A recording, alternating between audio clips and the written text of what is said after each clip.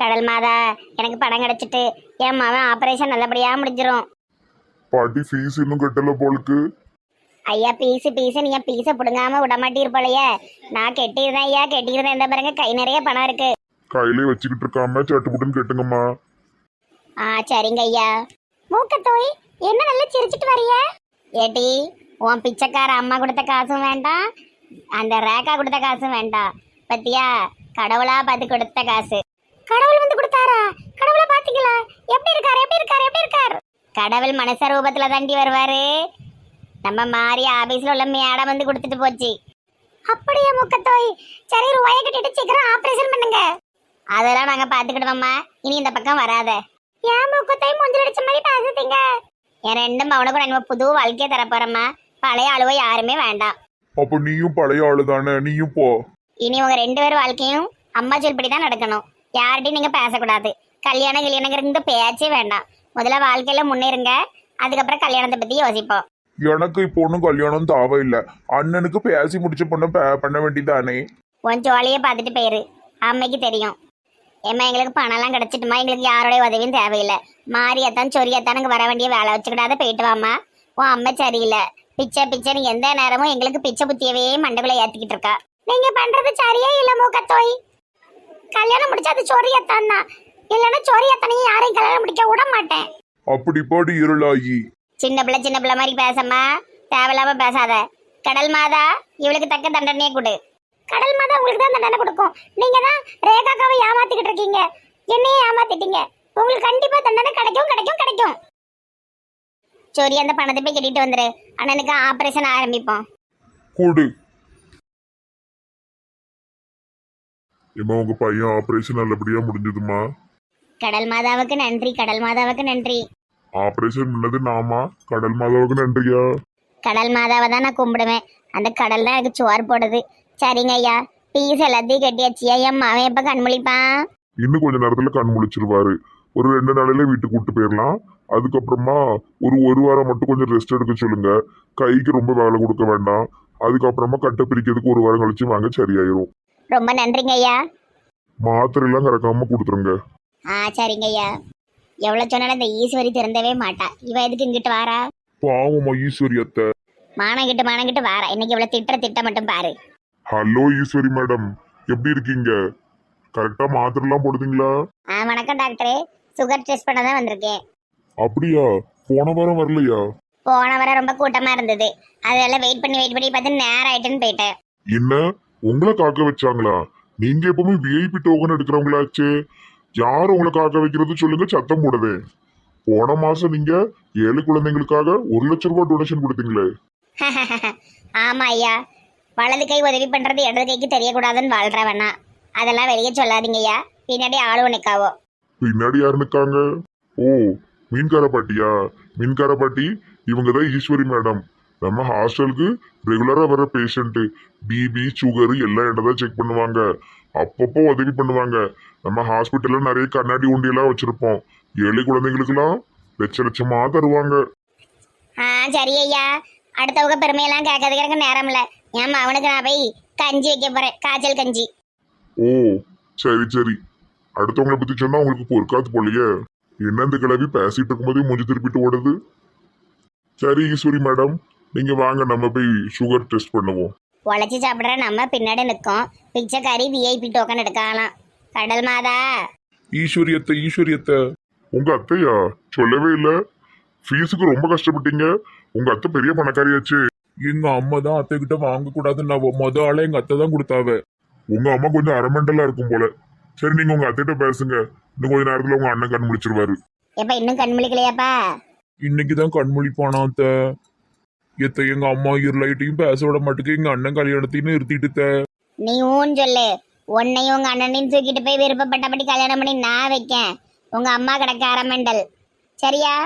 சரித்த, முதல்ல எல்லா பிரச்சனையும் சரியாகட்டும், அப்புறமா அதை பத்தி பேசுவோம். சரி உங்க அண்ணனை பாத்துக்க. காசு கிசு வேணா ஏன்ட நீ தனியா வந்து கேளு. உங்க அம்மா வாங்க விடாது. சரியா? சரித்த. சரி, அத்தை பிபியும் கொலஸ்ட்ராலும் செக் பண்ண போறேன், போயிட்டாரே. சரித்த. என்னக்கா அந்த கிளவி இந்த இடத்தையே பிடிச்சிட்டு போலுக்கு. ஆமாட்டி, உலகத்தாய் உலகத்தாய்ன்னு ஊரை ஏமாத்திட்டு கிடக்கா. யோ பாட்டி, இது பனிமலர் பாட்டி இடம் தானே? எல்லாம் இந்த தாயின் இடம். இந்த தாய்க்கு போகதான் மீதி. இடத்த விலை கொடுத்து வாங்கிட்டீங்களா? உலகம் முழுவதும் எனது இடம். நான் கடவுளுக்கு பக்கத்தில் இருக்கும் குழந்தை. இது பெரிய உருட்டு தாய். வாங்க இதுகிட்ட பேசினா நமக்கு தான் மண்டை வலிக்கும். வாடா, அந்த மாடு கிட்ட போய் உட்காந்துருப்போம். இங்கே அமருங்கள், எனது பக்தர்கள் வருவார்கள். இங்க ஞாயிற்றுக்கிழமை ரொம்ப போர் அடிக்கு. அப்படி எந்த பக்த கொடிகள் தான் வராங்கன்னு உட்காந்து பாப்போமா? சரிடி. அம்மா எங்க பாருங்க ஒரு கிளவி உட்காந்துருக்கா. கிளவி இந்த வேகாத வெயில ஏன் இப்படி பைத்தியம் பிடிச்ச மாதிரி உட்காந்துருக்க? வாமா வா, உலக தாயிட்ட வா. உன் மனசு முழுக்க வேதனையோடி கஷ்டத்தோடி இருக்க. உனக்கு நிறைய பண பிரச்சனை இருக்கு. வா, இந்த தாய் தீர்த்து வைக்க. வேதனையின் உச்சத்துல இருக்க. நான் எவ்வளவு கொண்டாட்டத்துல இருக்கேன். எனக்கு நிறைய காசு இருக்கு, களவாண்டு வச்சிருக்கேன். இந்த கிளவி பூரா தப்பு தப்பா சொல்லிட்டடக்கா. கிளவி நீ சொல்றது எல்லாமே தப்பு. நான் ரொம்ப சந்தோஷமா இருக்கேன். யார் சொன்னா நான் கவலையில இருக்கேன்னு? நீ யாரு முதல்ல? இந்த தாய்க்கு ஒரு 1000 ரூபாய் காணிக்கை வைத்து விட்டு கேள், உன்னை பத்தி எல்லாம் சொல்றேன். 1000 ரூபாய் காணிக்கையாம? உனக்கு நான் எதுக்கு 1000 ரூபாய் தரணும்? நீ உட்காந்து ப்ராடு வேலை பார்த்துக்கிட்டு இருக்கியப்பா. இவளை பார்த்தால் ஏமாளி போல தெரிகிறது. இவளை ஏமாற்றி பணம் புடுங்கலாம். இந்த கிளவிய பார்த்து சரியான கிறுக்கு மாதிரி இருக்கு. இவ ஏதோ கோயில் கிளன்னு வச்சிருப்பா போலுக்கு. இவ கூட சேர்ந்தோன்னா இவ வச்சிருக்கிற லட்சக்கணக்கான ரூபாயை ஆட்டையை போட்டு ஓடிடலாம். கிளவி என்னைய நீ உன்னுடைய சிஷியா ஏத்துக்க. உன் ஆசிரமத்துல நான் வந்து இருக்கேன். கிழவிக்கு ஆசிரமே இல்லம்மா. நானே இங்க ஒரு கொட்டாய போட்டுட்டு உட்கார்ந்துருக்கேன். உன்னால் முடிஞ்ச பண உதவியை செய்து ஒரு வீடு கட்டி கொடுப்பியா? இது பயங்கரமான கிளவியா இருக்கும் போலயே. ஒரு தட்டியா வீடை கட்டி கொடு, அதை கட்டி கொடுன்னு ஒண்ணுனா கேக்குக்கா. உனக்கு நான் எதுக்கு வீடு கட்டி கொடுக்கணும்? வேணா வச்சுக்க, இல்லைன்னா அனுப்பி விட்டுரு. இந்த காசு கிசு கேட்குற வேலை வச்சுக்கிடாத. என் புருஷன் நடவடிக்கையே சரியில்லை. புதுசா தொப்பிக்காரி வந்ததுக்கு அப்புறமா ரொம்ப ஓவரா பண்ணிட்டு இருக்கா. திடீர்னு அவளை கல்யாணம் பண்ணிட்டு போயிட்டேன்னா நான் என்ன செய்ய முடியும்? போறேன். இந்த உலகத்தாய் ஒண்ணு கடந்ததுல அது என்ன ஏமாத்திட்டு கிடக்கும். புருஷனை நான் ஏமாத்துறேன் ஏமாத்துறேன்னு சொன்னா ஒண்ணு மாத்தாம வச்சுக்கிட்டு இருக்கா. துட்டு மட்டும் வாங்கிட்டு இருக்கா. அவளை பிடிங்க நாக்கு பிடுங்குற மாதிரி 4 கேள்வி கேட்கேன். இங்கெல்லாம் நின்றுட்டு இருக்கா. ஏய் ஏய், ஏன்டி இங்க வந்த? யாரு நீ? நான் எதுக்கு இங்க வரக்கூடாது? என்ன எதுக்கிட்டி பேசுதா மெண்டல்? உலகத்தாயே, என் புருஷன் புதுசா பார்த்திருக்கிற பொண்ணு இவதான். இவளை கல்யாணம் பண்ணிக்க போறானா?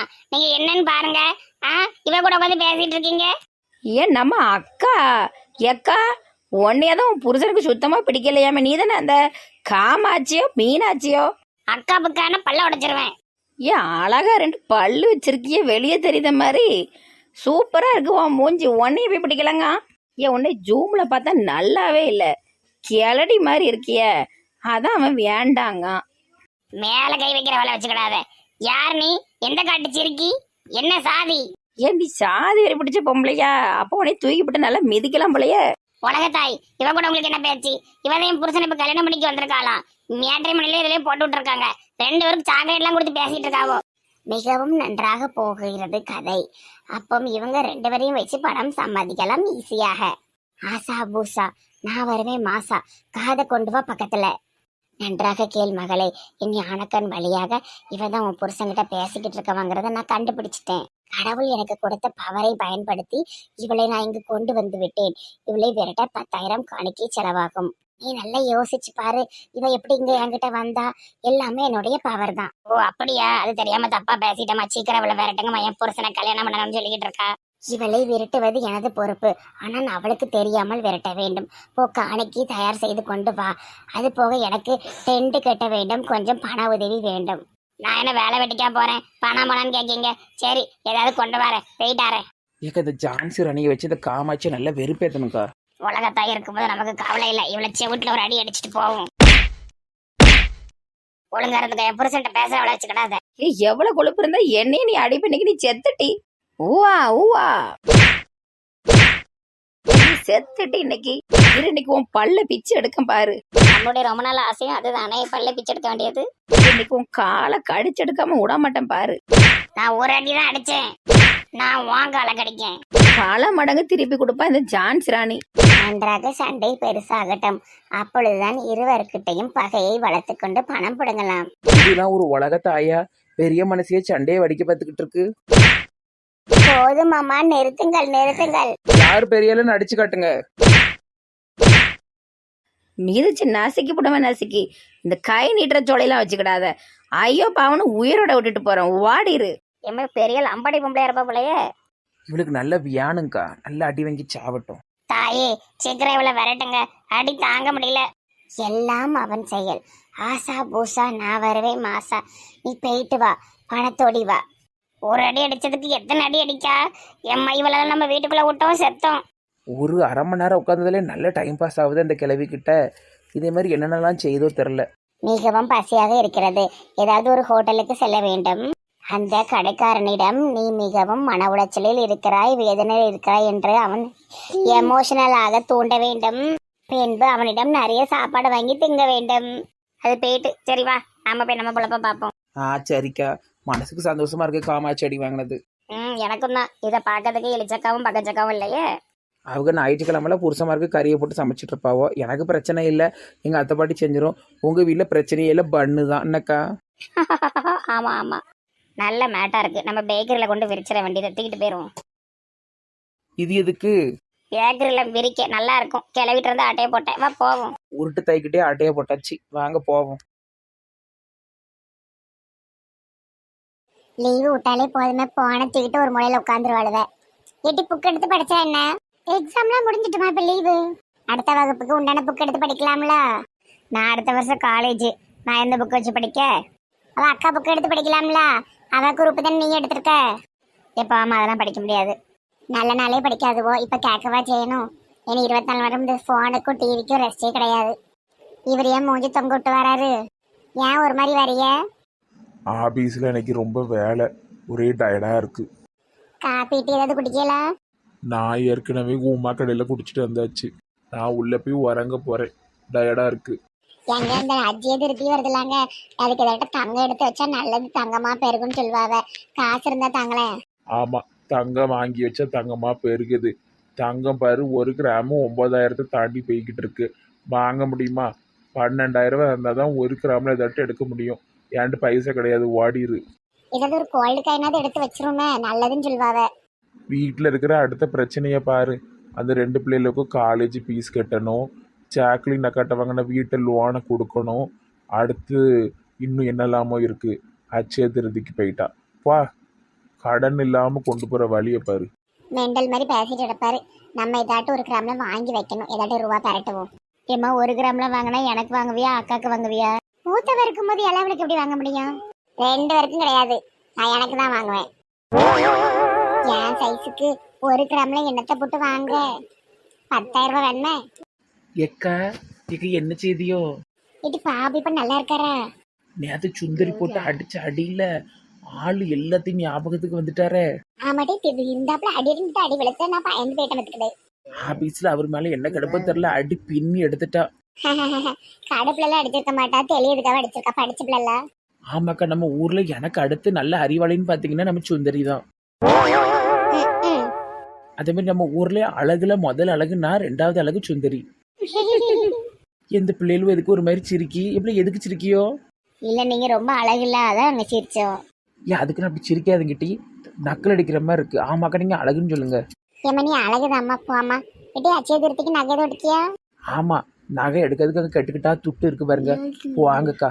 இதாட்டும் 1 கிராம்லயாவது எடுத்து வைக்கணும், ஒரு 10,000 எப்படியாவது ரெடி பண்ணணும். ஆமா, 10 1000 இருக்கிற பிரச்சனையில 10,000 ரூபாய் வாங்கக்கா.